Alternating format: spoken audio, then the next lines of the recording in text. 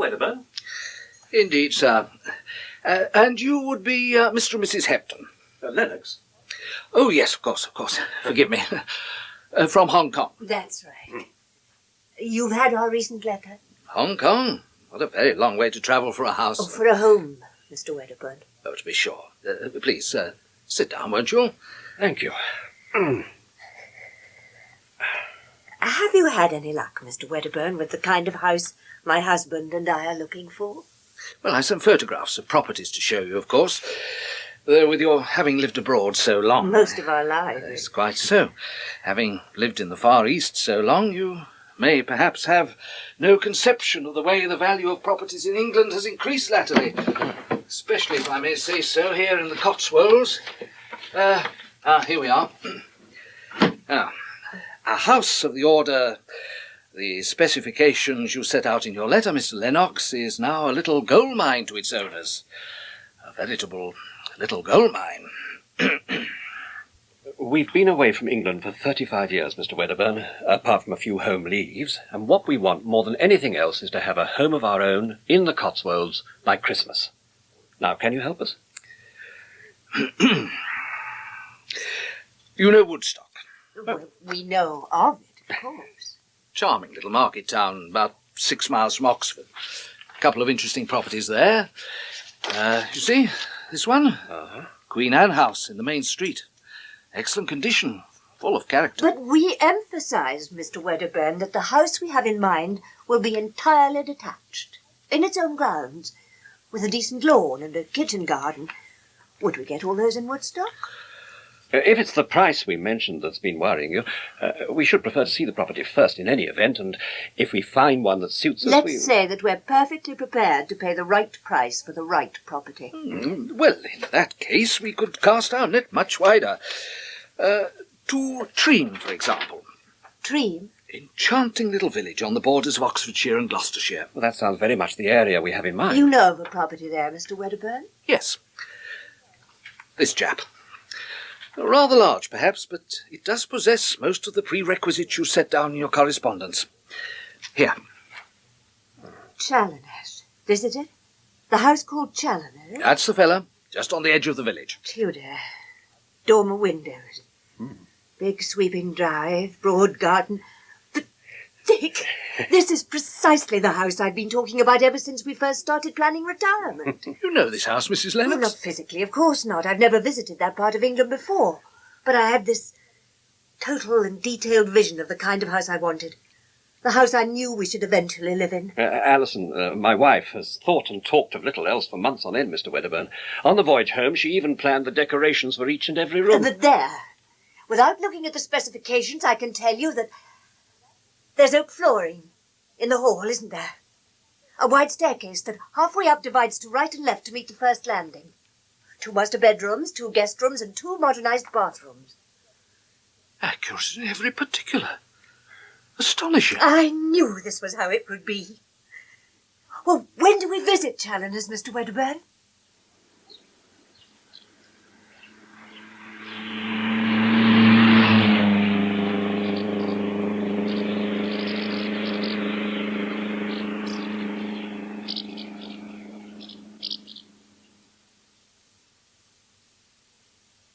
So, as you see, Challoner's really is quite a considerable property. Yes. It's, well, rather more, I should have thought, than the 2 of you might reasonably require. It's perfect. Down to the last detail, it's perfect. And exactly as I'd imagined it. Why are the present owners wanting to sell? Colonel Maitland's the owner. His wife passed away here after what can only be described as a mercifully short illness. Oh, I'm sorry. The Colonel had no wish to stay on here afterwards, not with so many memories. They'd been, well, quite extraordinarily happy here. I feel that. Yes, I feel that. So the Colonel went to London. He has a flat there, in fact, but well, I understand he spends most of his time at his club. And the furniture? All this furniture and the paintings, the carpets, the fixtures and fittings? What does Colonel Maitland intend to do with them? He would prefer, he would wish, that whoever bought the property might also buy its contents as well. Of course, they may not be entirely to everyone's liking. I like them enormously, don't we, Dick? Well, Like them enormously? in perfect harmony with the spirit of the house. They're charming. Quite charming. But presumably your own furniture will be in storage now, against your eventual purchase of a house. Everything we had, we left in Hong Kong. Everything. Well, except for our toothbrushes, of course, and the clothes we stand up in. Wasn't that perhaps We'll rather... clean break with the past. That's what we decided on, Mr. Wedderburn. An end to our old life in the East, and a new beginning to our life in England. Shorn of all mementos, all associations. What's Colonel Maitland asking for the house and grounds alone? As I warned you earlier, once we enter the area of a property like Challoner's, we are talking of quite a considerable figure. After all, in the heart Dick, of the Cotswolds... whatever the asking price, I think we shall pay it. I know it'll be more than we expected to pay, but, well, I mean, just look at it. It's perfect. Mr. Wedderburn, if I wrote you a cheque now, an outright purchase, with none of the tedium and delays of a mortgage, could you see your way clear to offering us very favourable terms for the entire contents of the house and outbuildings, exactly as we've just seen them? Mr. Lennox, I am perfectly certain we can come to an agreement acceptable to all parties. And that being so, I have every reason to believe that you and Mrs. Lennox will be firmly and, I'm certain, happily ensconced here at Challoner's in good time for Christmas.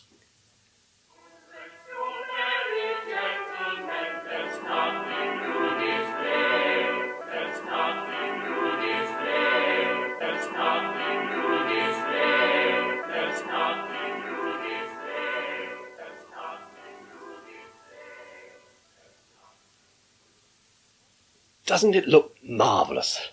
Absolutely marvellous. Everything prepared and just one thing missing. Oh, what's that? I can't think of anything.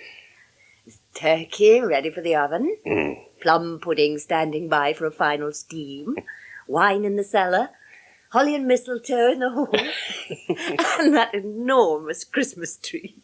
You are an old fusspot, darling. What could possibly be missing? Well, you know, Christmas cards. But why on earth should we expect Christmas cards? We haven't sent any. Nobody knows we're here except Mr. Wedderburn. And I don't imagine, however sweet he may be, that he sends Christmas cards to all his clients. Oh, what does it matter, anyway? We're here. Challoner's is ours, signed, sealed, and delivered. And we're spending our very first English Christmas together, in exactly the place we've always dreamed about. The house you've always known about, somehow or other. Wasn't that a clever one? Oh, Dick, let's not potter about soberly until this evening. I really do fancy a drink. Yes. Something bright and sharp. And why not, for heaven's sake? What'll it be? I think a gin and French, darling. And more gin and... What's that? What's what? A noise outside. Sounds as if someone's arrived in a motor. Well, go and look, sweetheart. Perhaps it's our first guests of the season. But where is it? Well, if it really is visitors, they'll have drawn up outside the front door, won't they? Here's your drink. Dick, God, we're here. there's no car anywhere. Nightmare. What? Are you going to give me a hand with this luggage or not? Why the hell should I? You're supposed to be the strong that's man odd. of I the can hear the act. voices, but I did can't the see bloody anyone. driving, didn't I? So you can do some bloody lifting. Oh, it's uncanny. What's that? Oh, this is mad. Someone's opened the front door. Is it my fault you have a hangover? Is it my fault you stayed on at that ridiculous party last night instead of coming on Those here and voices. stand? They're in the hall. You were the one who fancied having a ball at Douglas's, not me. Where are you going? I'm going upstairs. I'm going upstairs to wash and change, and I hope when I come down you'll be in a better mood. If you recall, darling, it was you who bickered all the way down from London. The way you were driving, any normal person would have gone raving Give mad. me a break, will you, Daphne? We're here for 5 days, so let's just try to get up on the right foot for once in a while. He's in the other room, the study. I'm going out there. Sort it out. No. Wait a minute. There might be danger. I hope you aren't starting on the booze already. You downed enough last night to sink a battleship. While you were taking enough aboard to float a bloody aircraft carrier. George. When you weren't creeping into the kitchen for a fumble and a grunt with Douglas. My God, what about you and that little bitch Moira? Couldn't keep your hands off her the entire The evening. difference between Douglas and Moira, my pet, was that while Moira was sober and affectionate, He's Douglas pouring a was drink. drunk and as He's in the rash as study, a goat. pouring himself a drink in our house. If you do nothing else, you might at least run me a bar. I've had enough of this. Come on. Oh, be careful. Be careful.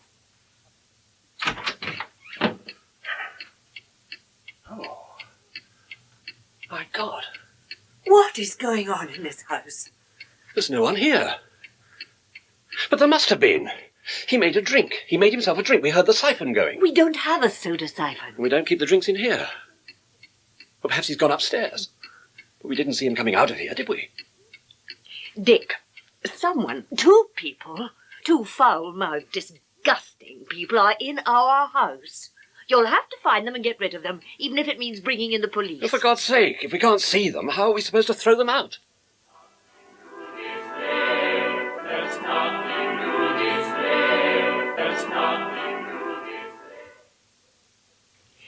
Nobody. No one at all, anywhere. But we heard them. Both of us heard them. Alison, there is no one in this house apart from ourselves. No people, no luggage, no belongings, nothing. But we can't have imagined it. Those voices, that horror. Well, let's go back to the study for a moment. It's just possible. What's just possible? Well, you were listening to the wireless before lunch, weren't you? To that carol service. Yes. Then you can't have switched it off. But you did. Well, of course I did. I switched it off and went to the kitchen to see to the potatoes. Well, there must be a faulty connection somewhere. Well, it must have come on again somehow. And switched itself off again when that man went out of the room. Oh, don't be ridiculous. But what other explanation is there? I mean, I ask you, what other explanation is there? We've been over the conversation The they row. had. All right, the row. We've been over that. And we both heard exactly the same words. And since I don't believe in collective hallucination, then the only answer must be a faulty wireless set. A play, you think? Some peculiar modern play? Well, clearly. Yes, but the language, Dick, awful. Well, surely they wouldn't allow that kind of language on the BBC. Now, look, we've satisfied ourselves there's no one inside the house, nor is there a car outside. So the set must be faulty. I'll unplug it and we shan't be bothered again. Damn it all, we're rational human beings. Hill to Bedfordshire, heading for the land of dreams. When I look back to those happy childhood days, like yesterday it seems. It was grand, my mother held my hand, Daddy was the old DD. Climbing up the wooden hill to Bedfordshire, they were very happy days for me. Oh, do come to bed. You're so much more comforting than this hot water bottle. I can't get used to the wretched thing. Oh, well, it's been a lovely day after all. Well, you were obviously right about those voices on the wireless. There's not a murmur since you unplugged it. There's always a rational explanation for these things if you just keep cool and look for it. Hoarfrost beginning. Do you know, with a bit of luck, we might actually have a white Christmas day. Oh, wouldn't it be marvellous? Oh, just think. The first snow we'll have seen for, 30 years? Just about. Mustn't bank on it, though. Shove over, then. Give a chap a little leg room. Ah. You are cold. Oh.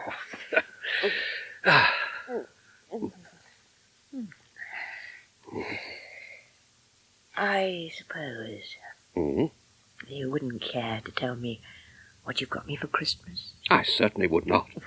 We'll do it exactly as we planned. In the dining room, drinks in our hands, just before the meal of the day. Then we'll exchange presents. You are mean. Oh, now, have I ever asked you what you... Why are you choosing to spend the night in there? Oh, no. I should have thought it was obvious. You're drunk again, and I'm not having you wallowing round me all night, leaking like a distillery. For God's sake, it's Christmas, isn't it? If we can't drink now, when can we bloody Who's drink? speaking? Who's You speaking? were smashed before we even got to the Sherwoods. Smashed and showing off. That dreadful double act you insisted on performing with that creepy Adrian thing. Embarrassing. I could have thrown up on the spot. You know what they call Will you? Stop it. Huh? The Sherwoods? Ice cold Daphne. Better that than drunk and groping George. So I got plastered, didn't everyone? What the hell's the harm in that? The harm? Oh, just ask Molly Pardo. She'll tell you what the harm was. Couldn't keep your hands off her either, What's could that you? supposed to mean? Whoever you are, wherever you are, this charade has gone too far. All night long, panting after her like a Are randy you so bloody insecure that you have to suspect me of having it up with every woman I meet? Get them out of here before I go I mad! prefer it if you were unfaithful. Better that than always promising what you never deliver. If you're going to start on that tack again, you're better off on your own. Oh, is the message at last beginning to get through? The message is very, very clear. I'll have more fun with a bottle of scotch than with you in your present mood. I warn you, George. If you are groaning round with a hangover in the morning, I shall drive straight back to London. That's a deal. This is intolerable. That woman is still here. She's lying between us. There is nobody here. There never was anyone here. We couldn't see them. We couldn't touch them. But we heard them. It's preposterous. It's impossible. It's happened, but it's impossible. The door opened, and no one opened it. We heard their voices, and we saw nothing. And the door slammed, and no one slammed it. So, the place is haunted. Well, if it isn't, then we're both insane. Both of us suffering from the same hallucination. Darling, we spent a great deal of money buying this place, more than we could sensibly afford. Somehow or other, we'll get to the bottom of this. We've got to. I am not going to be driven out of my house by a pair of vicious ghosts. I'll tell you this much. I am not going to spend another minute in this room. Well, not with that woman in my bed. We'll take the bedding downstairs to the drawing room. Make up the fire, have a drink, a pot of tea. We'll feel better then. And in the morning, I'll go through every room in the house with a microscope if necessary.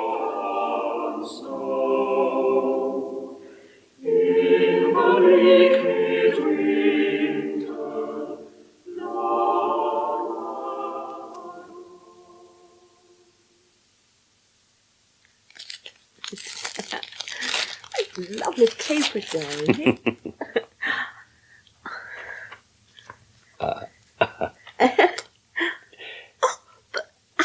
Darling, it's lovely. Where did you find it?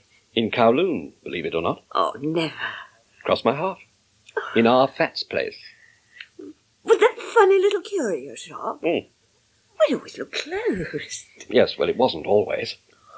Just before we sailed, I made up my mind to buy you that brooch for Christmas. Oh.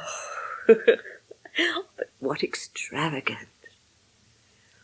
You really like it? Oh, I adore it. Thank you, darling. Mm. It really is. It's perfect. And it really is going to be a happy Christmas, isn't it? Yes, of course it is. But the best thing we can do is to forget we ever heard those awful voices. It was just a bad dream. Now, let's say it'll be something to talk about when we've been here long enough to have friends in for bridge and dinner and long chats by the fire. They won't come back, will they, the voices? Perhaps Wedderburn was wrong. How do you mean? Well, remember he said that the Maitlands were quite extraordinarily happy here. Well, perhaps they weren't at all. Perhaps it was... Oh, I don't know. It sounds crazy, but perhaps it was the Colonel and his wife we heard quarrelling here. Oh, Dick. It can't be possible. That man, that George, he had the voice of a self-indulgent counter-jumper. Well, no officer would speak to his wife like that. But she sounded far from prepossessing herself. Perhaps he married the wrong sort of woman and took to the bottle. Anyway, let's forget them. It's England and it's Christmas. What could be nicer? You weren't missing it then, truly? Oh, the life out there. The South China Sea. Those lovely cruises. Your work. Or the evenings at the club. Missing it? If we'd stayed in Hong Kong a year longer, we'd never have had the energy to leave. We'd have gone the way of the Elliots and the Phillipsons and the Colfaxes. Dyspeptic and discreetly alcoholic China watchers. Do you know, The turkey must be ready by now, and I'm ravenous. I've been dreaming about the turkey for days. Come on. I've laid the table in the dining room, rather specially. Oh. I wanted it to be a surprise for you. The Colonel left some excellent silver. The table looks quite beautiful. Just like a regimental guest night. I'm not the only one to keep a secret up my sleeve. We're so lucky we've got the Colonel's things so reasonably. All right, darling. Let's go and see what you've been up to in the dining room. Right then. Let's see this big surprise. Do you seriously expect me to eat that? God's sake, woman, what the hell have you been doing all morning? What have I been doing all morning? Oh, you make me sick. No. You really make me sick with your horrendous male chauvinism of yours. Close the door. Do you Close it. Why, you were there. Oh, God. Oh, God. Oh, God. Voices and no one there. They're taking over those things, whatever they are. They're taking over our house.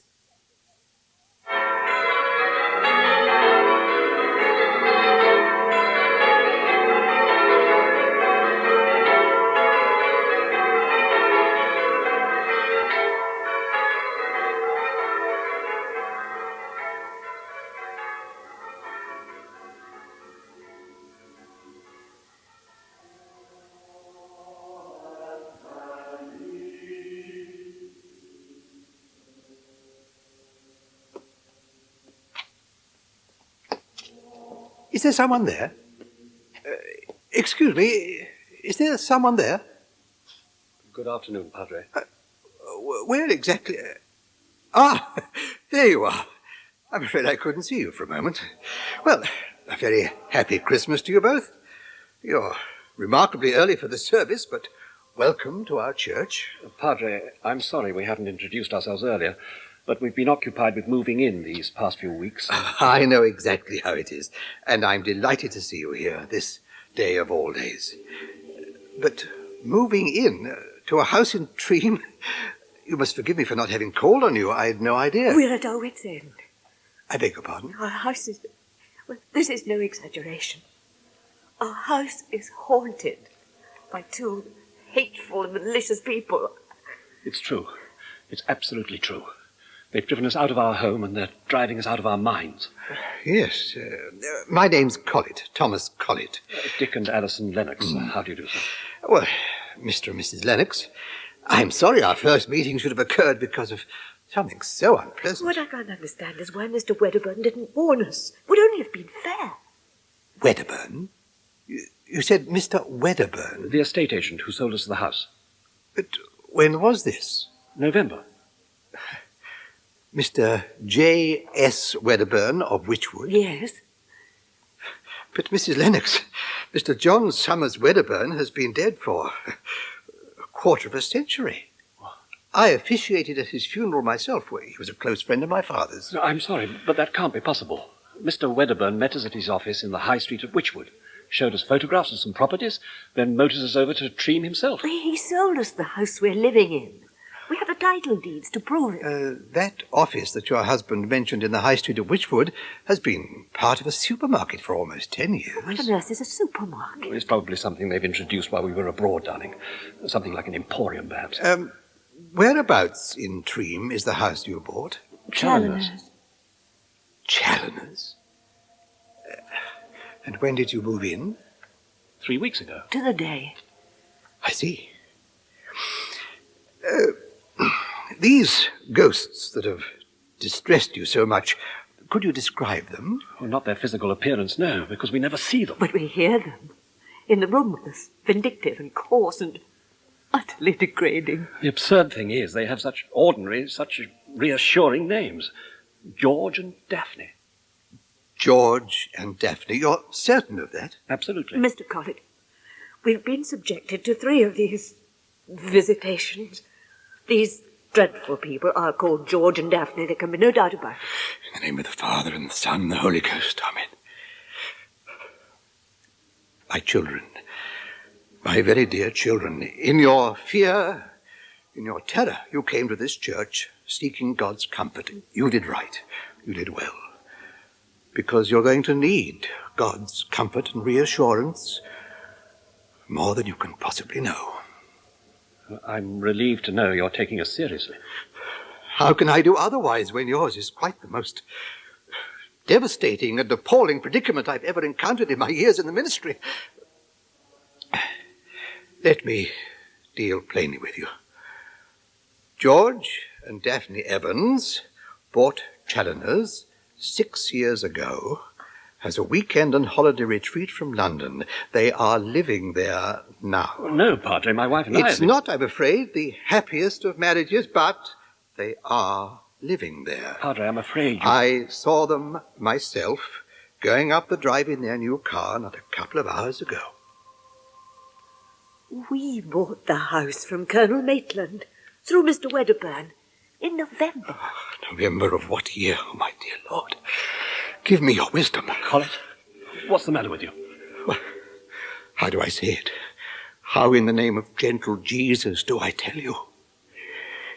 It's not George and Daphne who are ghosts at Challoner's, but you two.